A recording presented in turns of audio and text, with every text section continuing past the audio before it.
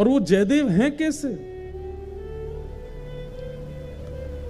उन्होंने नियम ले लिया कि मैं एक वृक्ष के नीचे एक रात रहूंगा, अगले दिन दूसरे वृक्ष के नीचे सोते थे। इतना संग्रह भी नहीं किया कि कहीं मैं एक वृक्ष के नीचे 4 दिन रहा तो ऐसा ना हो जाए कि ये वृक्ष और ये स्थान मेरा है। लेकिन महाप्रभु जी को चिंता होती है जयदेव महाप्रभु की, मेरा जयदेव एक वृक्ष के नीचे सोता है। तभी श्री जगन्नाथ जी ने एक योजना बनाई, और एक सुदेव नाम का ब्राह्मण था। तो सुदेव ब्राह्मण के पहले कोई संतान नहीं थी, तो सुदेव ब्राह्मण ने जगन्नाथ महाप्रभु से कहा कि भगवान एक संतान का सुख मुझे दीजिए, मैं वचन देता हूं उसकी बाल्यावस्था पूरी हो जाने के बाद जैसे ही वो बालक कुमार अवस्था का होगा मैं आपके चरणों में निवेदित कर दूंगा, वो बालक आपका हो जाएगा। फिर ये मेरा वचन है आपको। तो जैसे ही भगवान ने देखा कि भाई ये जयदेव महाप्रभु एक ही वृक्ष के नीचे रहते हैं, तभी ठाकुर जी ने विचार किया कि हम कैसे इनके इस वृक्ष के नीचे रहने वाले सिस्टम को दूर करवाएं। तभी ठाकुर जी को याद आया कि एक सुदेव ब्राह्मण था, उसने इतने वर्ष पहले हमसे कहा था कि एक संतान हो जाए तो वो हमें अर्पित करेगा। और ठाकुर जी की कृपा से उस सुदेव ब्राह्मण के यहाँ एक पुत्री ने जन्म लिया। महाप्रभु जी ने विचार किया कि उसकी पुत्री अब विवाह के योग्य हो गई है।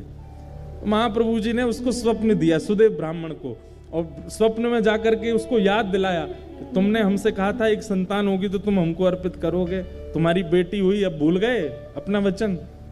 अगले दिन ही सुदेव अपनी बेटी लेकर के महाप्रभु जगन्नाथ जी के सामने गया। जय जय, मेरी धृष्टता क्षमा, मैं भूल गया था कि पुत्री आपको अर्पित करनी, मेरी पुत्री आप इसको स्वीकार करो।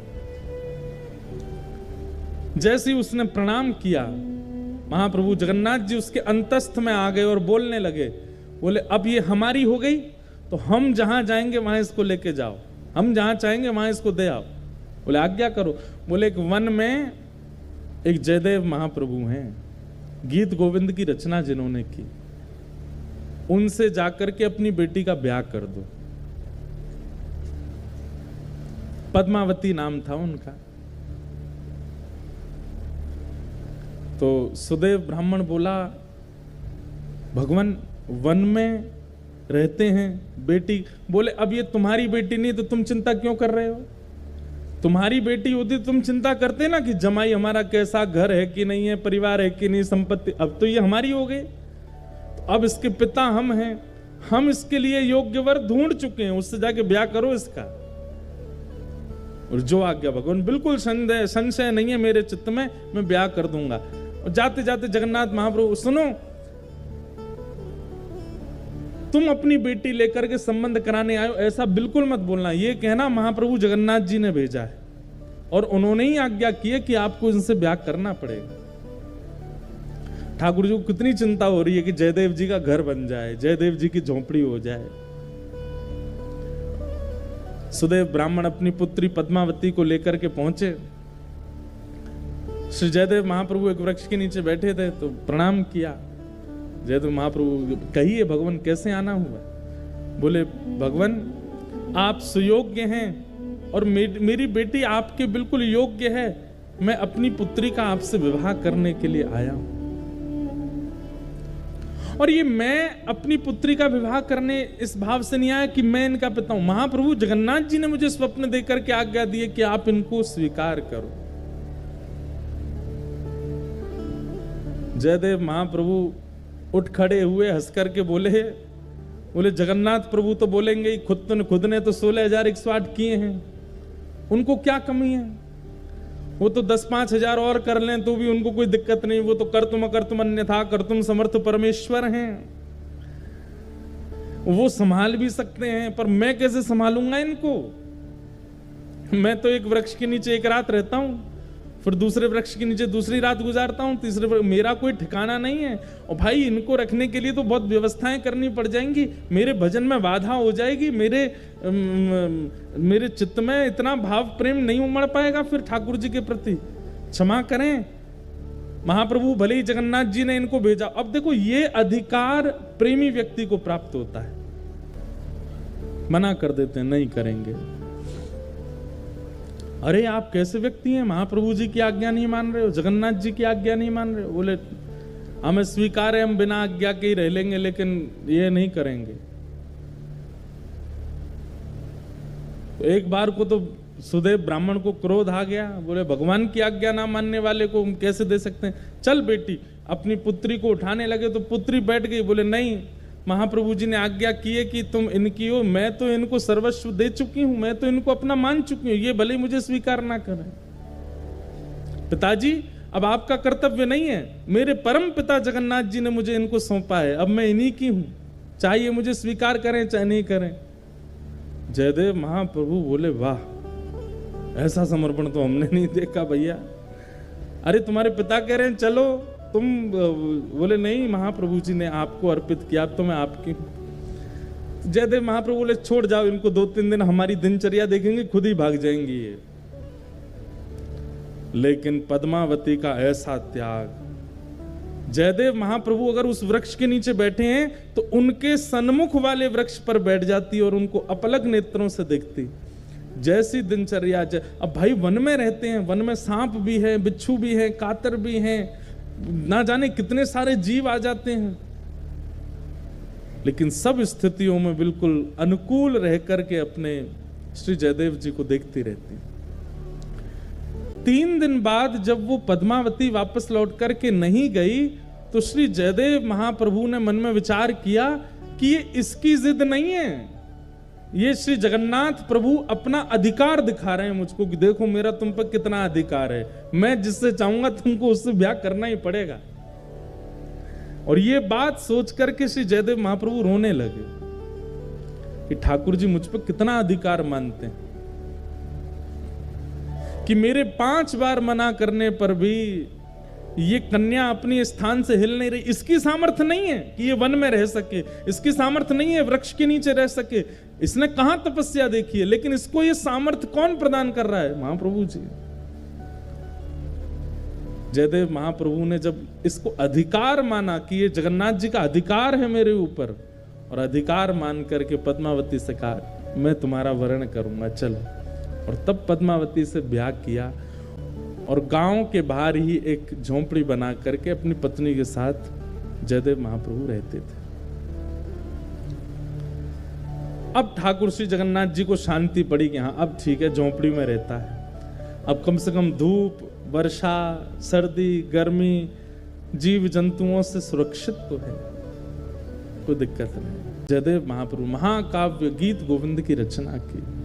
और ऐसा कहीं कहीं वर्णन आता है कि जयदेव महाप्रभु बोलते थे और उनकी पत्नी जो पद्मावती थी वो लिखती थी, वो उनसे लिखवाने का क्रिया करते थे। ठाकुर जी के अंतरंग लीलाओं को वर्णन करते और पत्नी से कहते तुम लिखो। दोनों दंपति मिलकर के महाप्रभु जगन्नाथ जी के यश का गान कर रहे हैं, ठाकुर जी की लीला का स्मरण कर रहे हैं। एक बार जयदेव महाप्रभु नेत्रबंद करके चिंतन कर रहे हैं और चिंतन करते करते उनको दृश्य क्या दिखा कि ठाकुर जी ने देखा किशोरी जी थकी हारी बैठी हैं एक शिला पर, और तुरंत ठाकुर जी सोचते हैं आज अच्छा समय है, किशोरी जी के दोनों चरण उठा करके अपने श्री मस्तक पर रख लूं। जयदेव महाप्रभु कहते कहते रुक गए। और रुक क्यों गए? बोले कहीं ऐसा तो नहीं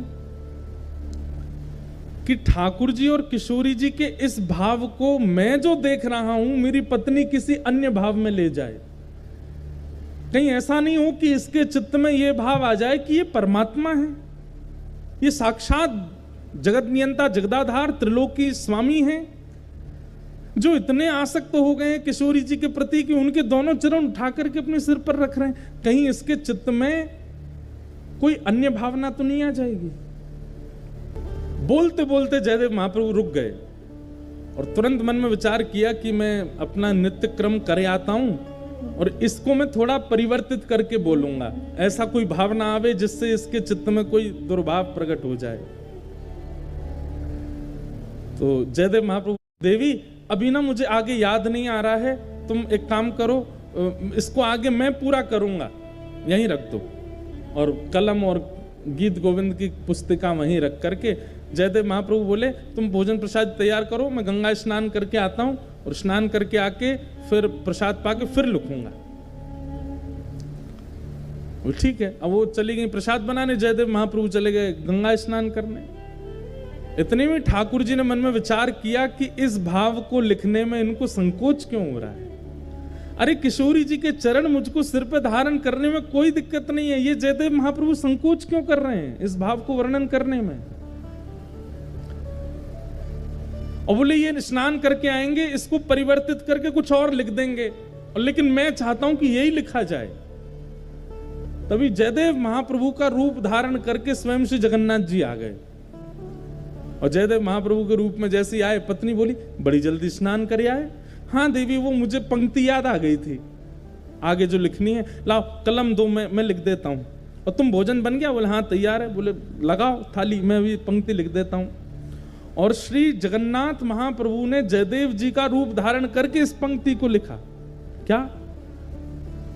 भण मृषण वाणी करवाणी चरणद्वयम् सरसल सदल कथ सुरागम स्मर गरल खंडनम मम शिरसि मंडनम देहि पद पल्लव मुदारम।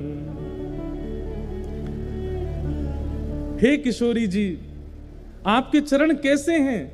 बोले इन चरणों को यदि कोई दूर से देख ले और उसके चित्त में यदि काम भी उत्पन्न हो गया होगा तो किशोरी जी के चरणों में इतनी सामर्थ्य है कि उसके हृदय से उस काम का नाश हो जाएगा। ऐसे काम नाशक इन चरणों को मैं अपने शीश पर धारण करता हूं। स्वयं ठाकुर जी ने लिखा और लिख करके जयदेव महाप्रभु की छाप लगा दी। जयति जयदेव कवि भारती भूषितम मानिनी जननि तिशातम। जयदेव महाप्रभु की छाप लगा करके और पूरी पंक्ति पूरी करके देवी भोजन लगाओ। पत्नी ने, पद्मावती ने भोजन बनाया, ठाकुर जी ने प्रेम से पाया। और नियम था पद्मावती का कि जयदेव महाप्रभु पाते फिर उसी थाली में जो बच जाता उसमें ही थोड़ा परोस के पाती थी।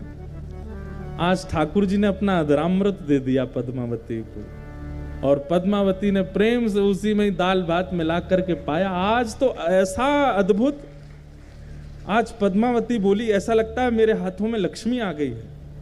कितना सुंदर स्वाद, ऐसा लगता है जगन्नाथ महाप्रभु का भात पा रही हूं क्या। बड़े आनंद में निमग्न होकर के एक एक कोर पा रही थी। तभी जयदेव, असली जयदेव आ गए। और वो जयदेव कहां गए? बोले देवी मैंने तो बहुत पा लिया, अब मैं सोने कक्ष में जा रहा हूं, तुम पालो। जगन्नाथ जी तो चले गए, असली जयदेव जी आए। आकर के अपनी पत्नी को देखा, वाह देवी इतनी जोर की भूख लगी कि आज हमसे पहले ही पा लिया आपने। पद्मावती बोली क्या कह रहे हैं? बोले तुम रोज हमको पवाती हो, फिर हमारे बात पाती हो, आज हमसे पहले ही पा रही हो। पद्मावती बोली कुछ खा पी लिए हैं क्या आप? अरे अभी अभी तो आप प्रसाद पाके सोने गए थे, आपका जो बचा थाल में वही मैं पा रही हूं। जयदेव महाप्रभु बोले मैं तो तब का गया, गंगा स्नान करके और संध्या वंदन करके अब लौटा हूं, मैं कहां प्रसाद पाया मैंने अभी। अरे आप थोड़ी देर पहले आ तो गए थे, बोले मुझे पंक्ति याद आ गई है, जल्दी कलम दो, और तुरंत आप लिखने बैठ गए और लिख करके आज बड़े खुश हो रहे थे, बड़े आनंद से अपना ही नाम गा रहे थे, वाह जयदेव कह रहे थे। और फिर प्रसाद प्रेम से आपने पाया और सोने गए हो भीतर, पीछे से निकल के फिर आ गए हो बाहर। ये क्या लीला कर रहे हो आज?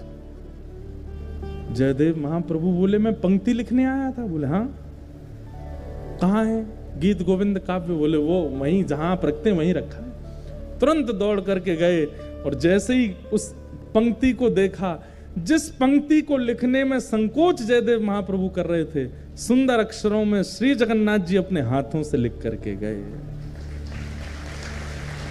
और जब अंतिम पंक्ति पढ़ी, जयति जयदेव कवि भारती, जयदेव की जय जय हो, जो भारत में ऐसा भूषण रत्न जयदेव प्रकट हुआ उसकी जय जय हो। अपने प्रति ये मान सम्मान महाप्रभु जी के द्वारा सुन करके देख करके जयदेव जी रो पड़े। तुरंत पत्नी से बोले चलो जगन्नाथपुरी। महाप्रभु जी के सन्मुख आकर के इतना रोए, नाथ आप कितना स्नेह देते हैं, कितना प्रेम करते हैं, सर्व भावों से आपने मुझे युक्त कर दिया है। मैंने क्या दिया आपको? केवल शब्द ही तो प्रकट कर रहा हूं, इससे अधिक तो मैं कुछ करता नहीं आपके लिए। ना कभी कोई रत्न चढ़ाए हो, ना कभी कोई भेष चढ़ाया हो, ना कभी महाप्रसाद लगाया हो, ना कभी 56 भोग का कोई मनोरथ जगन्नाथपुरी में कोई विशेष उत्सव किया हो, कुछ नहीं। दूर बैठा बैठा केवल शब्द प्रस्तुत करता हूं और आप इतने प्रसन्न हो जाते हैं। जयदेव महाप्रभु को देख करके जगन्नाथ जी कहते हैं ये सबसे प्रिय भोग है मेरा, जब कोई भक्त अपने शब्द प्रकट करता है।